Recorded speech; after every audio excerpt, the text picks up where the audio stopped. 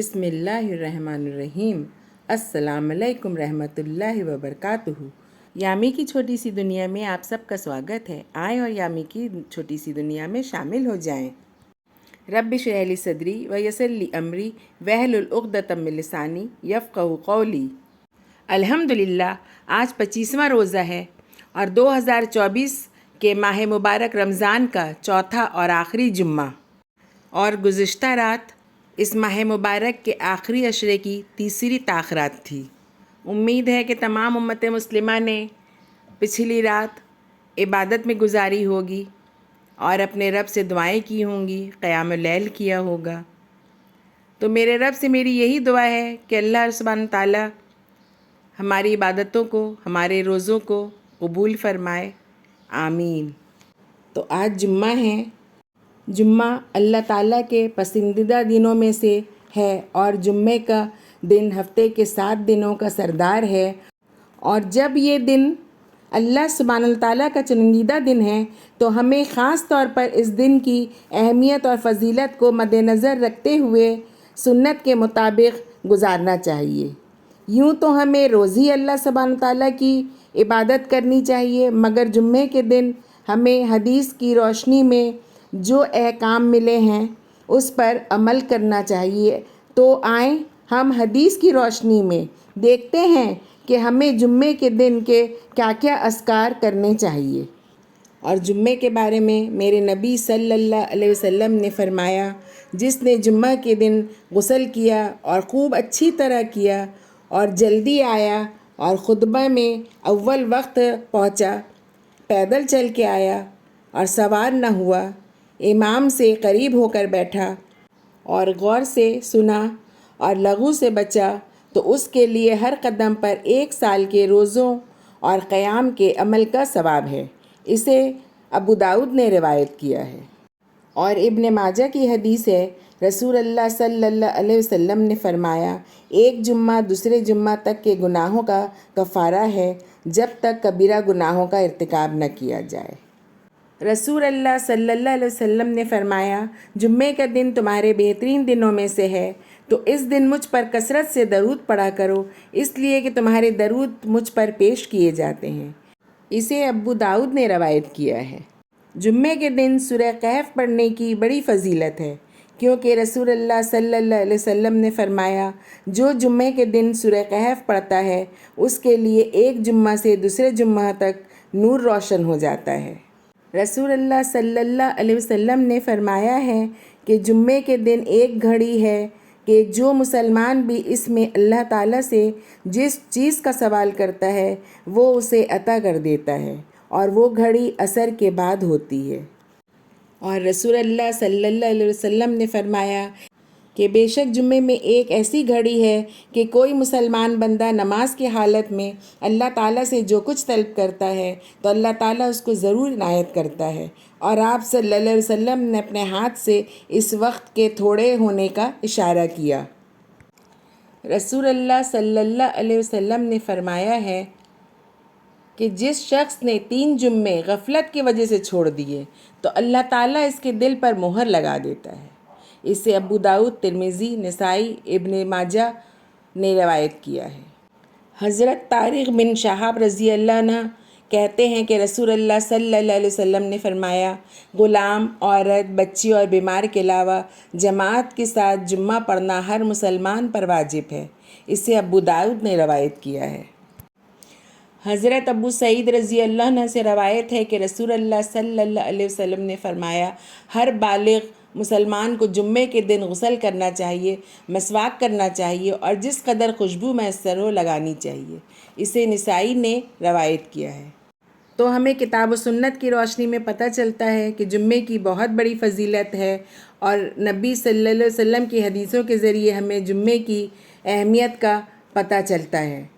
تو اس اہمیت اور فضیلت والے دن ہمیں جو اذکار کرنے ہیں وہ یہ ہیں کہ ناخنوں کو تراشیں اور غسل کر کے اچھے کپڑے پہنیں اور مسجد میں وقت سے پہلے جائیں تاکہ خطبہ سن پائیں، اور جمعے کی نماز ادا کریں۔ اگر ممکن ہو اور مسجدوں میں انتظام ہو تو عورتوں کو بھی نماز جمعہ کے لیے جانا چاہیے۔ مسلم ممالک میں تو ہر مسجد میں عورتوں کی نماز کے لیے الگ سے انتظام ہیں، تو ہمیں چاہیے کہ پورے اہتمام کے ساتھ ہم جمعے کی نماز کا اہتمام کریں اور سورہ کہف کی تلاوت کریں اور کثرت سے اپنے پیارے نبی صلی اللہ علیہ وسلم پر درود شریف پڑھیں اور دعائیں مانگیں، کیونکہ جمعے کے دن قبولیت کی ایک گھڑی ہے اور دعائیں میرا رب قبول کرتا ہے، تو ہمیں کثرت سے دعائیں مانگنی چاہیے۔ ایک تو یہ ماہ مبارک دعاؤں کی قبولیت کا مہینہ ہے اور اس پر آج جمعے کا دن، تو ہمیں آج کثرت سے دعائیں کرنی ہیں، اپنے رب سے دعائیں کرنی ہیں، اپنے گناہوں کی معافی مانگنی ہے، اپنی مغفرت کے لیے دعائیں کرنی ہیں، اپنی خیر و عافیت کے لیے دعائیں کرنی ہیں، اپنے گھر والوں کی خیر و عافیت اور مغفرت کے لیے دعائیں کرنی ہیں، اپنے گناہوں کو بخشوانا ہے، اپنے گھر والوں کے گناہوں کو بخشوانا ہے اور تمام امت مسلمہ کے لیے دعائیں کرنی ہیں، تمام امت مسلمہ کی بھلائی کے لیے دعائیں کرنی ہیں۔ ہمیں رب سے یہ دعائیں کرنی ہیں کہ یا اللہ سبحانہ تعالیٰ تمام امت مسلمہ کو کافروں کے شر سے محفوظ رکھ، یا رب العالمین تمام امت مسلمہ کے گناہوں کو بخش دے، یا پروردگار عالم تمام امت مسلمہ کو اپنے حفظ و امان میں رکھ، یا پروردگار عالم تمام امت مسلمہ کو خیر و عافیت عطا فرما، یا رب العالمین تمام امت مسلمہ کو دشمنوں کی دشمنی اور شر پسندوں کے شر سے محفوظ رکھ۔ یا اللہ تعالیٰ آج امت مسلمہ بہت تکلیف میں ہے، یا رب العالمین امت مسلمہ کے گناہوں کو بخش دے پروردگار عالم، تو غفور الرحیم ہے رب العالمین، تو رحمان الرحیم ہے، رحیم و کریم ہے میرے مولا، بخش دے مسلمانوں کو، یا پروردگار عالم ہماری غلطیوں کو، ہماری کوتاہیوں کو بخش دے، تمام امت مسلمہ کی کوتاہیوں کو بخش دے یا رب، اور ہمیں معاف فرما دے میرے اللہ، معاف فرما دے رب العالمین، بخش دے ہمیں پروردگار عالم۔ ہم آج بہت ذلت کی زندگی گزار رہے ہیں، رب العالمین ہمیں ذلت سے بچا لے پروردگار عالم، ہمیں شر پسندوں سے محفوظ کر دے رب العالمین، ہماری غلطیوں کو معاف کر دے پروردگار عالم، امت مسلمہ کو عافیت کی زندگی عطا فرما، شر پسندوں سے محفوظ فرما دے رب العالمین، ہماری مسجدوں کی حفاظت فرما میرے مولا، ہماری مسجدوں کی حفاظت فرما، ہم عبادت کر پائے رب العالمین، تیری عبادت ہم کھل کر پائے میرے مولا، آج تیری عبادت کرنے میں ہمیں یا اللہ تیری عبادت کرنے سے ہمیں روکا جا رہا ہے پروردگار عالم، یہ ہماری کوتاہیوں کا نتیجہ ہے میرے مولا، ہماری کوتاہیوں کو بخش دے مولا، ہماری غلطیوں کو معاف فرما دے رب العالمین،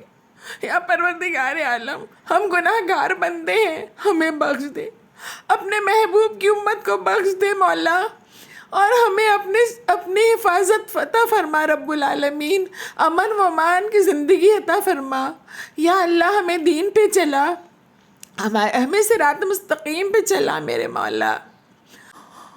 بخش دے اللہ، بخش دے یا رب، یا اللہ ہمارے گناہوں کو بخش دے،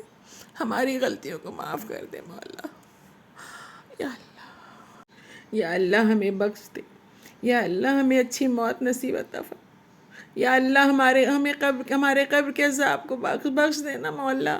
یا رب ہمیں جنت الفردوس میں مقام عطا فرمانا مالک، یا اللہ تعالیٰ جو گزر چکے ہیں ان کے گناہوں کو بخش دے مولا، ان کے عذاب قبر کو بھی معاف فرما دے میرے مولا،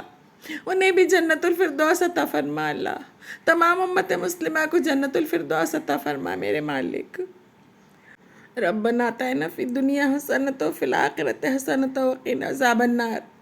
اللہم انی اسألک العافیہ، اللہم انی اسألک علما نافعا ورزقا طیبا وعملا متقبلا، اللہم انی اسألک الجنۃ الفردوس، اللہم اغفر لی، استغفر اللہ ربی من کل ذنب واتوب الیہ، اللہم انی اعوذ بک من عذاب القبر، اعوذ بک من فتنۃ المسیح الدجال، اللہم انی اعوذ بک من محیا وممات واعوذ بک من معصم مغرب،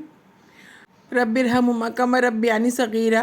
رب اجعلنی مقیم الصلاۃ ومن ذریتی، ربنا تقبل دعا، ربنا اغفر لی ولوالدی وللمؤمنین یوم یقوم الحساب، لا الہ الا انت سبحانک انی کنت من الظالمین، اللہم اغفر لی وارحمنی وعافینی وارزقنی، اللہم اعنی علی ذکرک وشکرک وحسن عبادتک۔ اللہم انی اسالک الہدی والتقی والعفاف والغنی اللہم اہدنی وسددنی اللہم انی اسالک فی الدنیا والآخرہ اللہم انی اعوذ بک من البرص والجنون والجذام ومن سیء الاسقام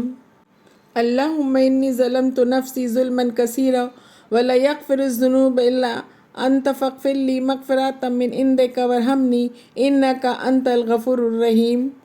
اللہم انی اسالک الجنہ واعوذ بک من النار۔ یا اللہ ہماری دعاؤں کو قبول فرمائیے مولا۔ یا اللہ ہمارے روزوں کو، ہماری عبادتوں کو، ہماری نمازوں کو قبول فرمائیے مولا۔ یا اللہ ہمیں کہنے، سننے، سمجھنے کی توفیق عطا فرمائیے میرے مالک، اور سب سے بڑھ کر اس پر عمل کرنے کی توفیق عطا فرمائیے رب العالمین۔ اللہم آمین۔ اگر آپ سب کو میرا یہ ویڈیو پسند آیا ہو تو لائک کریں، شیئر کریں، سبسکرائب کریں، اور ہاں بیل آئیکن میں کلک کرنا نہ بھولیں، اور کمنٹ کے ذریعے مجھے اپنے قیمتی مشوروں سے نوازیں۔ خوش رہیں، اپنا خیال رکھیں۔ اگلے ویڈیو میں پھر ملاقات ہوگی، تب تک کے لیے اللہ حافظ۔